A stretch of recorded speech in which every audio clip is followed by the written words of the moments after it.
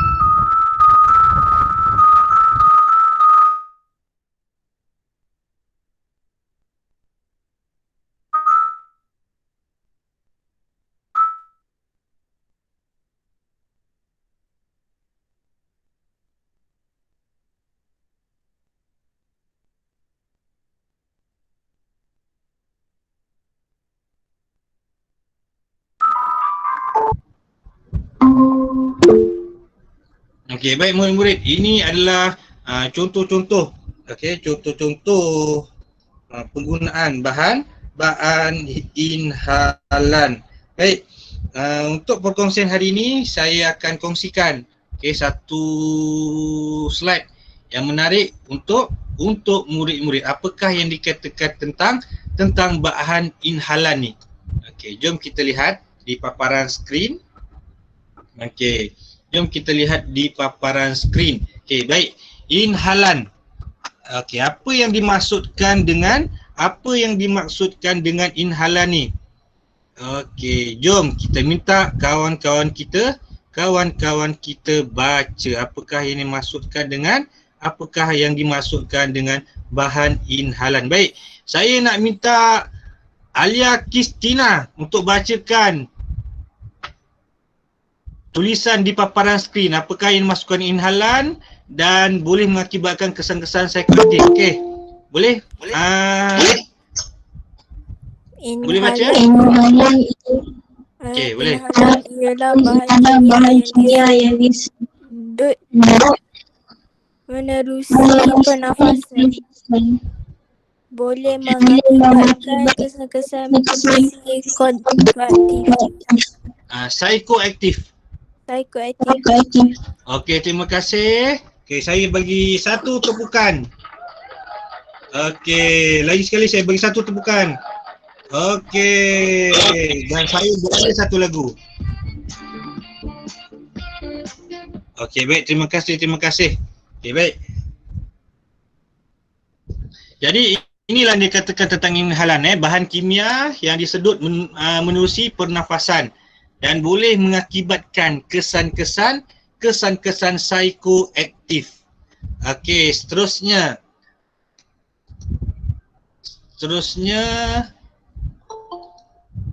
apakah yang dimaksudkan dengan psikoaktif ni? Apakah yang dimaksudkan dengan psikoaktif? Jadi saya nak minta Akif Nofail, saya nak minta tolong baca tentang maksud psikoaktif.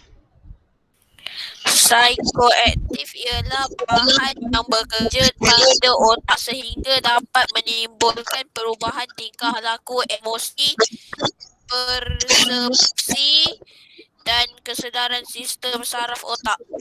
Okey, terima kasih. Nofal Akif. Okey, saya bagi satu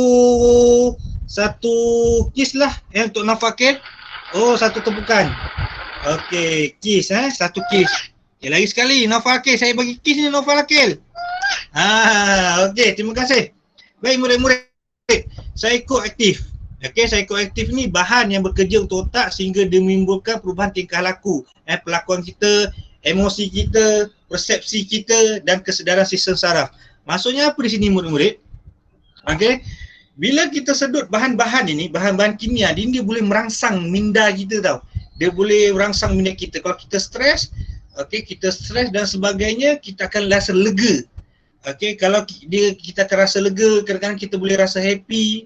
Kita lupakan masalah kita dan sebagainya. Dia boleh merangsang minda kita dan dia boleh merubah tingkah laku kita. Mungkin kita jadi agresif dan sebagainya. Itu yang dikatakan tentang psikoaktif.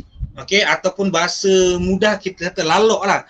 Lalok ataupun dia macam syok sendiri dan sebagainya. Itu yang dikatakan tentang psikoaktif. Jadi zaman sekarang ni, saya sendirilah, saya sendiri pun terlepas pandang tentang bahan inhalan ni. Sebab apa? Sebab saya antara guru yang bekerja dengan NGO, dengan agensi anti dadah kebangsaan dan Majlis Agama Islam Selangor untuk sama-sama membantu remaja-remaja yang mempunyai masalah akhlak, mempunyai masalah dadah dan sebagainya.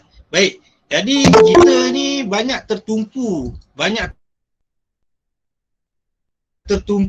kepada hari ni kita banyak tertumpu kepada penyalahgunaan dadah seperti ganja, syabu, ekstasi. Terutamanya kanak-kanak remaja. Tapi kadang-kadang kita tak sedar ataupun kita mengabaikan. Kadang-kadang produk-produk yang ada dekat rumah ni disalahgunakan. Dengan apa? Dengan kita menghidu ataupun menyedut uapnya. Biasanya produk-produk ini dianggap bahaya. Dianggap bahaya untuk kanak-kanak di bawah umur 5 tahun, 4 tahun. Tapi sebenarnya produk-produk ini berbahaya untuk remaja juga. Sebab apa? Dia boleh dihidu dan disedut uapnya. Dan benda ni boleh menyebabkan ketagihan dan boleh menyebabkan kematian secara tiba-tiba. Ini bahan inhalan. Bahaya bahan inhalan ni. Itu yang saya kongsikan tadi. Okey, yang pertama kita telah belajar apakah yang dimaksudkan dengan bahan inhalan, dan bahan inhalan ni menyebabkan perubahan psikoaktif, dan kita baru sahaja baca dan kongsikan ilmu berkaitan dengan psikoaktif, perubahan tingkah laku, emosi, persepsi dan sebagainya. Itu yang dikatakan tentang psikoaktif. Bila dia sedut, dia akan rasa happy. Kalau ada masalah stres, dia lupa masalah tu. Kalau dia ketagihan dadah, dia akan boleh menghilangkan ketagihan dadah. Benda ni nampak macam kita macam dadah. Mungkin bagi awak, sebilangan bagi awak mungkin benda alam ni macam tak berapa penting. Tapi sebenarnya pengetahuan ginilah penting. Sebab apa? Awak akan meningkat remaja. Okey, awak akan pergi ke sekolah menengah dan awak akan jumpa bermacam-macam perangai kawan awak, pelbagai ragam masalah dan sebagainya. Dan di sinilah awak perlu sediakan diri awak untuk menepuhi alam remaja. Okey, meniti alam remaja, persiapan menghadapi alam remaja. Sebab itulah silibus ni dimasukkan di dalam mata pelajaran pendidikan kesihatan tahun 5. Jadi persiapan untuk awak pergi ke sekolah menengah. Baik murid-murid, kita teruskan lagi dengan perkongsian bahan inhalan. Okey. Ini tentang psikoaktif tadi, bahan yang bekerja pada otak sehingga menimbulkan perubahan tingkah laku, emosi, persepsi dan kesedaran sistem saraf otak.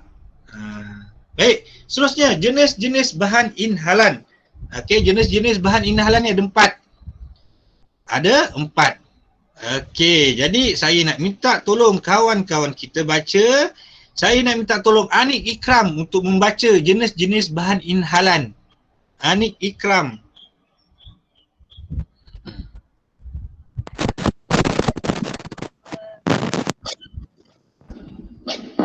Okey, jenis-jenis bahan inhalan.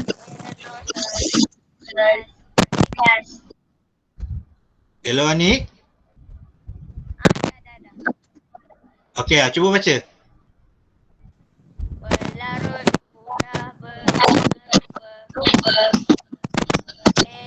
aerosol, gas, nitrit. Okey, baik. Terima kasih Anik Ikram. Saya bagi satu kes Anik. Lagi sekali Anik untuk awak Anik. Dan saya belanja lagu untuk awak. Okey, terima kasih Anik Ikram. Jadi ada 4 jenis bahan inhalan. Okey, yang pertamanya pelarut mudah merupa. Yang kedua aerosol, gas dan nitrit.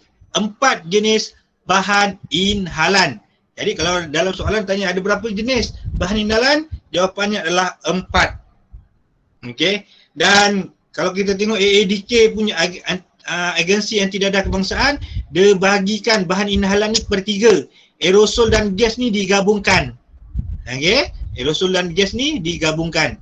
Jadi bagi saya aerosol ni macam minyak petrol, gas ni macam nanti kita tengok, okey, macam penyumbang minyak wangi dan sebagainya. Okey. Tapi untuk sekolah ni kita bahagikan kepada 4. Okey, yang pertamanya pelarut mudah lupa, yang kedua aerosol, yang ketiga gas dan yang keempat nitrit. Baik, kita teruskan. Apakah yang dikatakan pelarut mudah meruap? Okey, pelarut mudah meruap.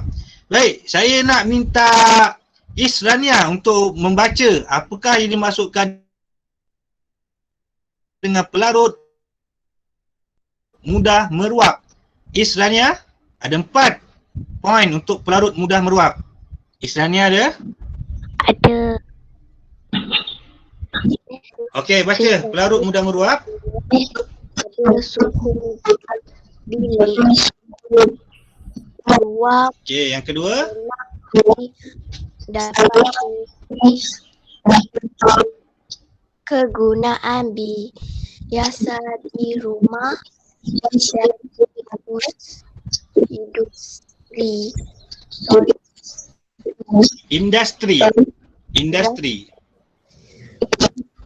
Okey, contoh.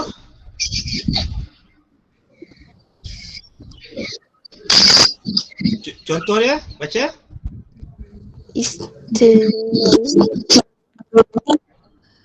Pembersih cecair dosis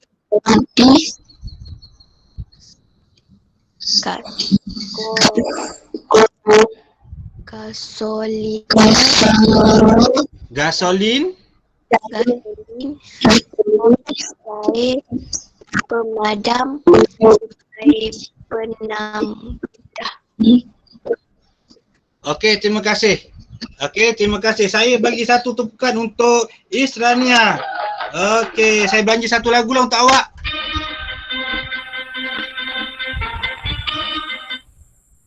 Okey, baik. Terima kasih. Okey, ini tentang bahan mudah pelarut. Baik murid. Okey, bahan mudah pelarut. Jadi bahan mudah pelarut ni cecair yang mudah kita dapat dekat rumah lah. Okey, contoh-contohnya cecair pemadam ataupun kita panggil liquid paper. Yang keduanya penanggal cat, cat remover. Okey, seterusnya tina ni biasanya untuk kita bersihkan lantai-lantai cat dan sebagainya. Pump pipe, minyak gasolin, dan seterusnya pencuci dobi, biasanya pencuci baju. Jadi cecair ni digunakan dengan cara dia menyedut uap dia. Okey, diletakkan dalam plastik dan disedut. Saya tak nak tunjuk lah. Okey, sebab benda ni satu yang tak patut saya tunjuk. Tapi murid-murid, kalau awak lihat, tengok kawan-kawan awak tiba-tiba pegang plastik, dia sedut, okey, plastik tu kembung, okey, bila dia sedut plastik tu akan mengecut. Okey, bila dia lepaskan nafas, dia akan buka. Okey, jadi itu antara cara dia nak menggunakan bahan ini, diletakkan kat plastik ataupun dia guna saja dekat botol. Okey, botol contohnya pencuci dobi ataupun pencuci baju tu kan, dia gunakan, dia sedut dan sebagainya. Jadi seperti yang telah kita tahu tadi, okay, maksud bahan inhalan ni, dia boleh menyebabkan perubahan psikoaktif. Jadi macam mana boleh berubahnya perubahan psikoaktif tu? Okey, bila dia stres, bila dia rasa sedih ataupun tekanan dan sebagainya, dia sedut benda lah tu, okey, dia akan lalok hilang macam orang isap ukuk, macam orang isap ukuk ataupun isap dadah. Bila dia isap benda lah tu, dia akan rasa lega tau. Dia rasa dunia ni dia yang punya. Macam tu. Okey, jadi tanpa kita sedari, memanglah kita rasa syok dan sebagainya. Okey, tapi tanpa kita sedari, dia akan boleh merosakkan sistem saraf kita, boleh merosakkan kita punya sistem pernafasan dan sebagainya. Okey, ini sebagai contoh murid-murid. Okey, kalau kita pergi isi minyak pun, kita ikut mak ayah kita isi minyak kan, kadang-kadang kita bau petrol tu pun dah macam merangsang kita punya minda. Dia macam, ada orang dia bau tak sedap dan ada orang dia suka bau tu, dia boleh macam dia rasa macam lain tau. Okey, dia boleh rangsang sistem saraf kita. Okey, jadi sebab itulah benda ni berbahaya. Baik, kita teruskan seterusnya, perkongsian seterusnya. Okey, tentang bahan inhalan. Okey, bahan inhalan. Ni bahan inhalan mudah meruap, senang nak dapat. Awak boleh beli sendiri je. Okey. Tapi kalau disalah guna, habis. Okey, seterusnya aerosol. Okey, aerosol. Okey. Aerosol, saya nak minta tolong kawan-kawan kita baca aerosol. Aerosol, saya nak minta tolong Muhammad Ehsan Iman. Minta tolong baca tentang aerosol. Cecair yang mengandungi penyembuh dan pelarut. Contoh, penyembuh cat, pewangi, penyembuh rambut dan penyembuh pelindung fabrik. Okey, terima kasih. Okey, terima kasih. Okey. Penyembuh pelindung fabrik ni macam kita beli Fabris ataupun apa-apa spray yang boleh, biasanya kita akan spray dekat toto ke, dekat kapet ke, dekat sofa ke. Jadi benda-benda ni antara dikategorikan dalam kategori aerosol. Okey, seterusnya minyak wangi dan sebagainya. Okey. Ini yang dikategorikan tentang aerosol. Yang ni dia mahal sikit lah. Dan kita budak-budak ni mungkin susah nak dapat. Berbanding dengan bahan mudah pelarut tadi. Okey, seterusnya ini contoh-contoh lah penyembuh cat spray. Spray cat, biasa kita nak spray, biasanya abang-abang kita tu ayah-ayah nak spray cover set motor. Yang fabric ni saya kongsikan tadi lah. Fabric ni lah nak spray sofa ke, nak spray tutu dan sebagainya.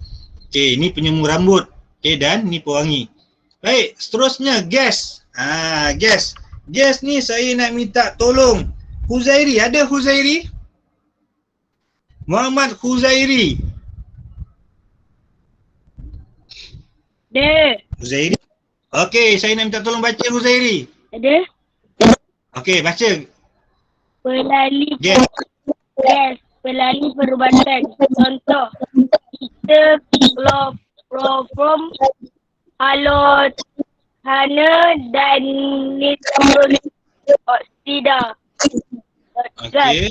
Digunakan Okey. dalam produk di rumah atau perniagaan, contoh pemetik api, button, tangki, propana dan gas peti sejuk. Okey, terima kasih.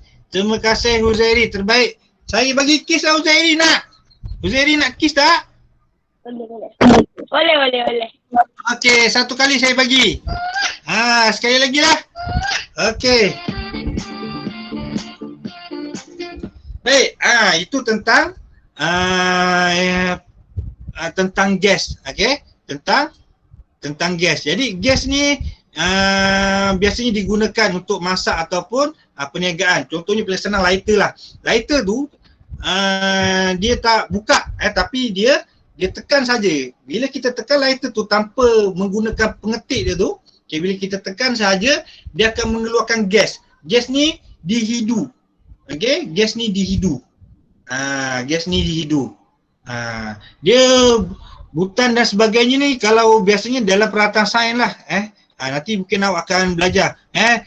Tangki propana, okey, gas peti sejuk. Tangki propana ni dia lebih kurang macam penuduh Bunsen. Okey, mungkin dekat sekolah menengah nanti awak akan buat eksperimen dan sebagainya. Contohnya eksperimen tentang rokok, awak akan guna penuduh Bunsen. Dia macam gas kecil. Gas kecil dia ada muncung yang panjang, dia akan bakar. Okey, kalau kita salah gunakan tu dia sama macam lighter gas dia. Okey, bila dia buka, kita akan sedut, mulalah meremang sistem saraf kita akan rasa bahasa orang-orang muda ni lalok lah. Lalok gitu. Hilang stres, hilang masalah. Biasa budak-budak remaja ni dia masalah dia stres lah. Stres, putus cinta, okey, masalah keluarga ataupun masalah selalu dipulaukan dan sebagainya, dibuli. Jadi ini antara punca-punca untuk kita terjebak kepada benda-benda yang terlarang, benda yang salah ni. Okey, jom kita lihat seterusnya apakah yang keempat. Okey, ni contoh-contoh bahan-bahan gas lah. Kloroform semua ni, ether, nitrous oksida semua ni awak akan gunakan nanti waktu sekolah menengah mungkin. Okey, seterusnya nitrit. Okey, nitrit. Okey, nitrit ni saya nak minta tolong Nur Najwa Insyirah, ada? Nur Najwa Insyirah. Nur Najwa Insyirah ada? Nur Najwa Insyirah satu. Ada. Okey, terbaik. Okey, nitrit saya nak minta tolong baca. Nitrit bertindak dengan mengembangkan aliran darah dan menjorkan otot. Bertindak merangsangkan sistem saraf pusat. Bukan sebagai haram dimiliki.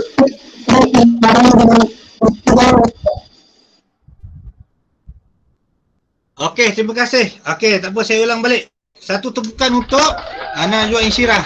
Okey, sekali lagi. Okey, baik. Nitrit ni dia bertindak mengembangkan saluran darah dan mengendurkan otot dan digunakan sebagai perangsang seks lah. Okey. Nitrit ni haram dimiliki dan dijual. Baik. Nitrit ni dia punya point is berkaitan dengan seks. Okey. Dia merangsang kita untuk seks. Okey, dan benda alam ni didapati biasanya dekat dekat kelab-kelab malam. Jaranglah dijual, dia biasa botol. Botol yang boleh merangsang seks dan sebagainya. Baik, benda alam ni bukan satu yang lawak ya murid-murid. Benda alam ni satu yang ilmu yang serius sebagai pendinding awak, pelindung awak. Ilmu agama tu penting. Okey, agama tu penting macam saya selalu kongsikan. Itu yang utama. Tapi macam mana awak nak menghadapi dunia ini tanpa awak ada ilmu sains, tanpa awak ada ilmu matematik, tanpa awak ada ilmu bahasa dan tanpa ada ilmu kesihatan. Sebab dalam dunia ni awak perlukan ilmu-ilmu tu. Okey? Awak perlukan ilmu-ilmu tu untuk awak menuju ke akhirat nanti. Betul? Okey? Kalau awak tak tahulah bawa kereta, macam mana awak nak pergi ke sekolah, pergi bekerja nanti, nak pergi ke masjid. Betul? Jadi ilmu-ilmu tu memanglah tak ada dalam Quran. Okey? Ilmu bawa kereta tak ada dalam Quran. Okey? Ilmu bahasa tak ada dalam Quran, tapi dalam Al-Quran kita dituntut untuk menimba ilmu. Jadi seperti perkongsian bahan inhalan ni, kita ada 4 pembagian bahan inhalan. Okey, baik murid-murid. Jom kita lihat, okey, sebelum kita tamatkan perkongsian kita, jom kita main satu permainan.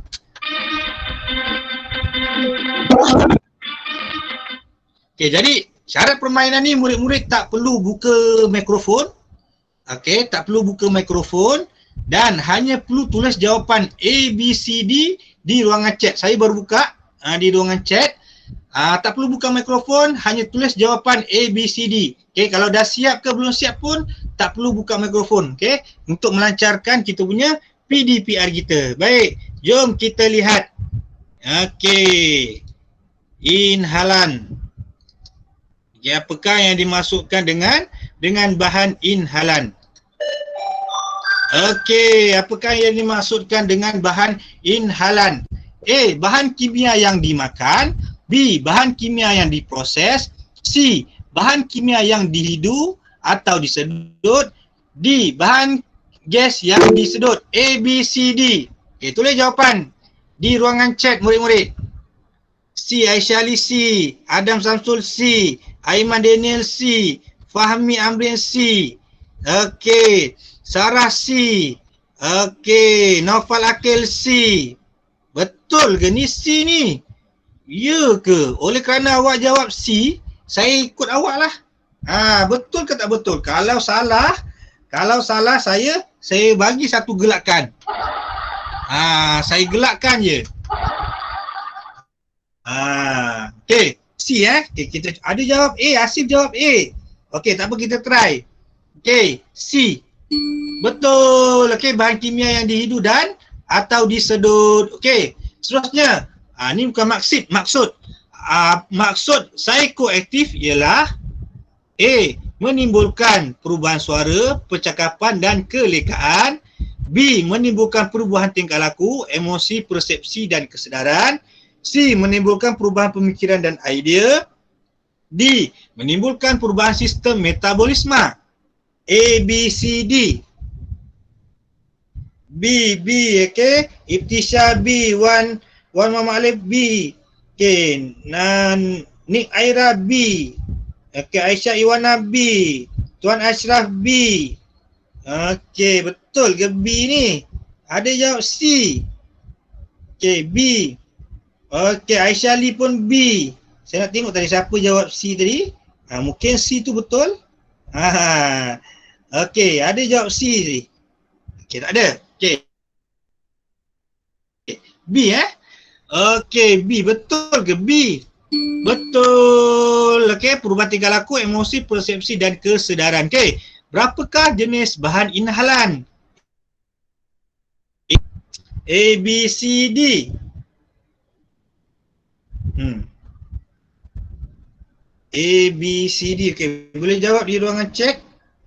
A, B, C, D. Boleh tengok murid-murid. Okey, C 4. Betul ke ni? 4. Betul ke murid-murid? Jom kita lihat. Betul, ada 4. Terbaiklah murid-murid. Okey, seterusnya pembersih cat. cecair pemadam dan gam adalah contoh bahan apa? A. Bahan mudah meruap. B. Aerosol. C. Gas dinitrit. Pembersih cat, cecair pemadam, gam adalah contoh bahan A. Betul ke bahan mudah pelarut ni? Baik murid-murid, jadi sebelum tu inilah empat bahagian atau 4 jenis bahan inhalan. Okey, pelarut mudah meruap, aerosol, gas dan nitrit. Kita lihat A kalau salah murid saya tembak seorang-seorang. Okey, A. Betul. Okey, pelarut mudah meruap. Okey, seterusnya. Nombor 5, pelarut mudah meruap senang diperolehi kerana A. mudah untuk dicuri, B. mudah untuk disedut, C. murah senang dan senang diperolehi, D. diletakkan tempat yang tidak sesuai. A, B, C, D.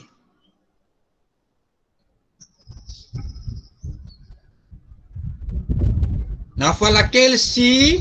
Ada yang jawab C? Okay, B. Mudah untuk disedut. Ada yang jawab C. Okey. Tetenet. Jawapannya yang logik dan okey, takkan mudah disedut. Mudah disedut ni semua bahan mudah disedut. Mudah dicuri ni pun semua bahan mudah dicuri. So jawapan yang logik murid-murid adalah murah dan senang diperolehi. C, betul tak? Kita tengok. Jawapannya C. Siapa yang salah tadi? Siapa yang betul? Saya kiss lah. Lagi sekali. Okey. Okey. Seterusnya soalan yang terakhir. Nitrit adalah bahan inhalan berkaitan A. penyembuh rambut dan pewangi, B. penyembuh fabrik, C. penanggal cat, D. perangsang seks. Okey, perangsang seks. A, B, C, D.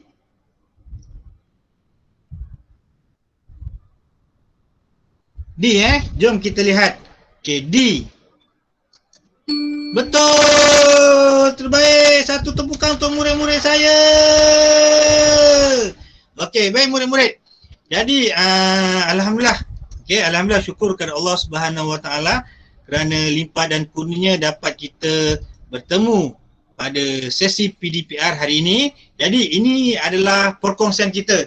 Okey, secara umumnya saya simpulkan hari ini kita belajar tentang satu bahan terlarang yang tidak boleh digunakan. Tidak boleh digunakan dengan cara yang salah. Baik, iaitu bahan inhalan. Okey, bahan inhalan ni bahan yang berbahaya. Kalau kita ambil dengan cara yang salah, dia boleh merubah sistem kita, sistem pemikiran kita, tingkah laku kita, emosi dan sebagainya. Dan bahan inhalan ni terbagi kepada 4. Okey, bahan mudah meruap, aerosol, gas dan nitrit. Okey, insya-Allah minggu depan saya akan kongsikan dengan secara terperinci apakah kesan, apakah akibat kalau kita ambil bahan terlarang ini. Sekian saja perkongsian kita pada hari ini. Assalamualaikum warahmatullahi wabarakatuh. Okey. Waalaikumsalam.